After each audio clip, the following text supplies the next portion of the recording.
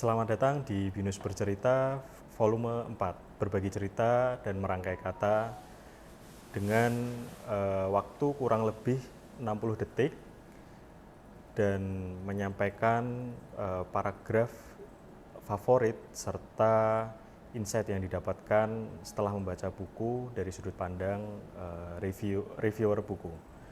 Dan pada hari ini kita kedatangan tamu spesial, yaitu dengan Kak Adi. Beliau adalah Campus Director Office and Quality Assurance Binus Semarang. Mungkin langsung saja beliau akan menyampaikan reviewnya dari sekarang. Baik, terima kasih Mas Faisal.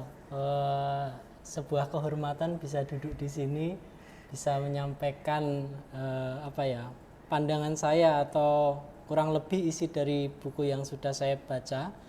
Jadi untuk bukunya sendiri, karya dari Sapardi Djoko Damono, itu berjudul Pingkan Melipat Jarak.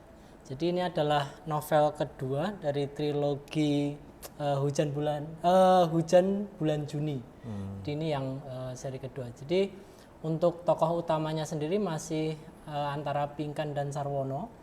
Jadi lanjutannya adalah Pinkan saat ini atau di dalam buku ini diceritakan sedang menempuh studi di Jepang.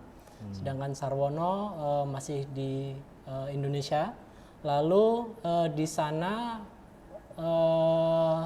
Pinkan juga bertemu dengan seorang dari Jepang asli bernama Katsuo.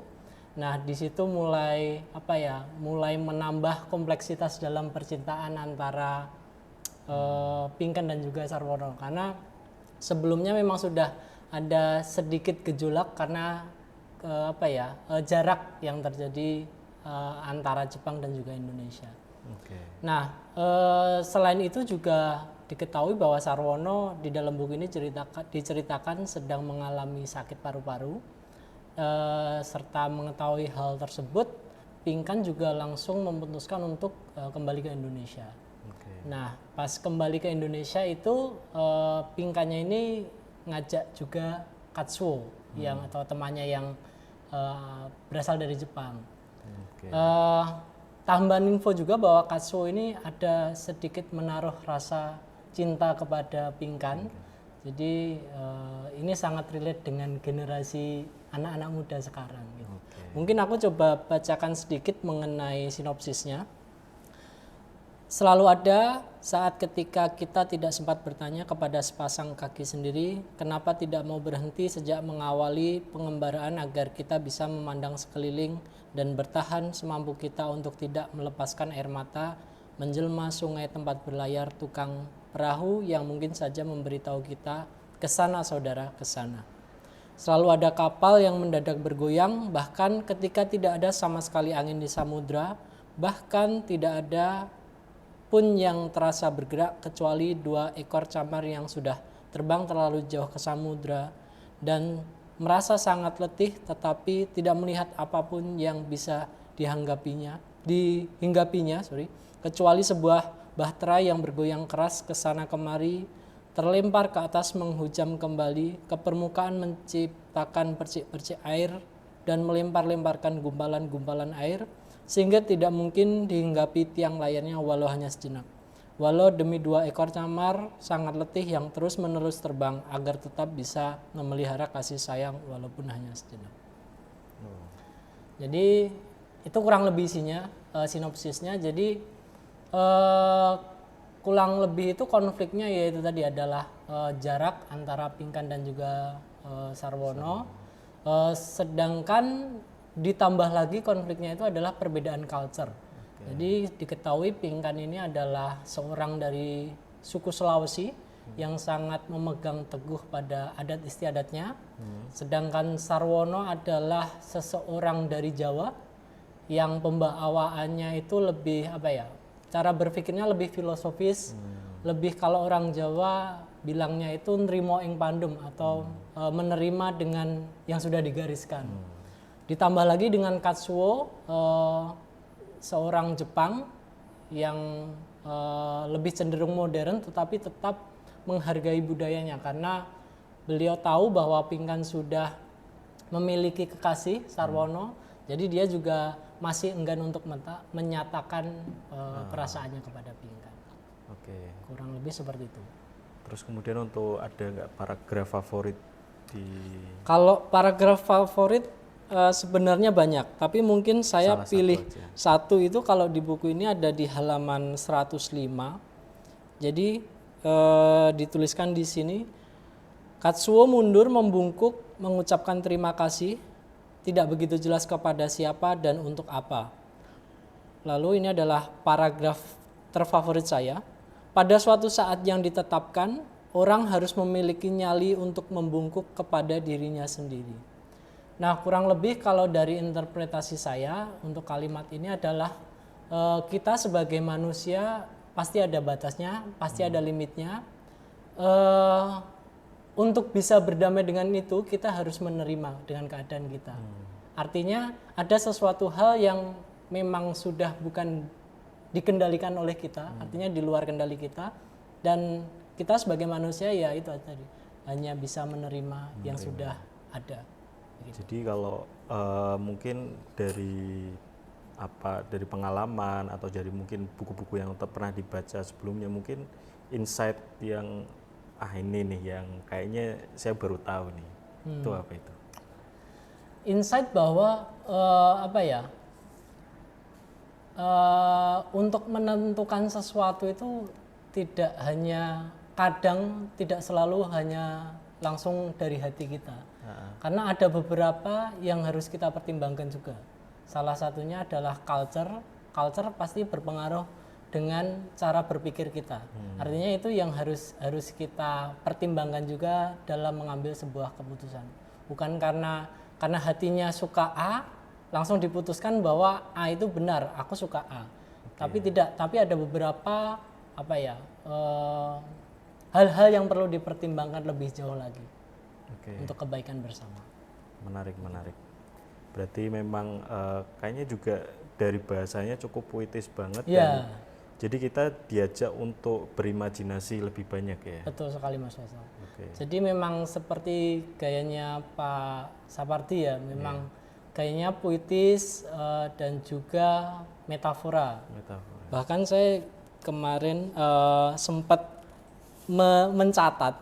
Jadi contohnya kalimat yang puitis dari seorang Sapardi Djoko Damono adalah ini. Perjalanan Pinkan antara Indonesia dan Jepang tidak sekedar perjalanan fisik, tetapi juga perjalanan emosional dalam mencari makna cinta dan juga identitasnya sendiri. Jadi memang intinya itu bukan hanya cinta-cintaan, tetapi lebih ke identitas Pinkannya sendiri. Berproses ya. Berprosesnya. Oke. Mungkin kalau di sini ada penonton, silakan mungkin ada tanggapan atau pertanyaan, silakan. Kalau menurut Pak Adi selaku pembaca ya yang sudah membaca novel itu, kira-kira dari novel itu penulis tuh mentargetkan siapa sih pembacanya gitu, dan mungkin buku ini bisa direkomendasikan ke para pembaca yang lagi mau mencari apa gitu. Nah sebenarnya untuk buku ini karena saya seorang pembaca awal, jadi memang agak susah ya menerka-nerka arti dari setiap kalimat. Apalagi yaitu gayanya puitis, makanya saya beberapa kali itu mengulang untuk tahu apa sih maksud dari kalimat itu. Jadi mungkin kalau untuk target marketnya, kalau pandangan saya itu adalah anak muda yang memang udah suka membaca, apalagi terlebih untuk mereka yang suka dengan bahasa puisi. Nah tapi ini tidak menutup juga untuk kalangan yang memang baru belajar membaca seperti saya, ya itu sih, maksudnya tidak ada kata tidak cocok untuk siapa. Jadi sebetulnya ini untuk semuanya gitu. Gitu sih. Mungkin ada yang lain? Kalau menurut Mas Adi nih, kan Mas Adi sebagai pembaca awal nih, apa yang membuat Mas Adi itu tertarik untuk membaca novel tersebut? Ya. Jadi sebenarnya itu membaca itu bukan saya banget lah, pokoknya saya tuh kurang tertarik dengan membaca. Tapi semakin kesini kayaknya teknologi itu kayak membuat kita menjadi lebih mencari yang simple. Contohnya kalau sekarang itu ada berbagai macam sosial media yang artinya kita cukup scroll 15 detik kita udah tahu apa isi dari video atau dari konten tersebut. Itu kalau menurut saya menjadi memacu otak kita itu untuk melihat sesuatu yang praktis-praktis saja. Nah, dengan membaca buku, selain saya juga jadi lebih menjauh dengan komunikasi, artinya sekarang sosial media dan lain-lain, lebih melatih otak saya untuk memahami seluruh kalimat. Artinya tidak ngambil potongan-potongan aja, gitu sih. Jadi biar tetap waras. Tapi ketika misalkan melihat di toko bukunya itu kan pasti kan kita hanya bisa melihat sinopsis ya. Berarti dari sinopsis itu tentu yang bikin Mas Adi lebih tertarik ya. Iya, betul. Pasti sih, pasti. Kebetulan saya kalau buku itu kurang lebih udah beli buku itu 10-an. Buku saya sendiri. Tapi yang saya baca sampai selesai baru ini. Jadi yang lain tuh kayak cuma di awal aja. Apa ya, kayak dulu tuh seneng aja beli buku gitu. Jadi terus katanya kalau orang yang suka buku tuh bau buku baru tuh kayaknya khas gitu ya. Yaitu salah satu yang menarik saya buat beli buku. Kalau menurut prinsip saya yaitu tadi sih, at least saya ada keinginan untuk mendekat dengan buku meskipun belum saya baca. Artinya pasti ada tahap-tahap yang harus saya lalui. Gitu. Oke, mungkin demikian untuk Binus Bercerita volume 4 pada hari ini, dan terima kasih Mas Adi. Terima kasih Mas. Dan mungkin bagi rekan-rekan yang ada di luar kota mungkin bisa mendapatkan buku ini di toko buku di kota-kota kalian, atau rekan-rekan bisa melihatnya di beberapa perpustakaan kota ataupun provinsi yang tersedia di kota-kota kalian.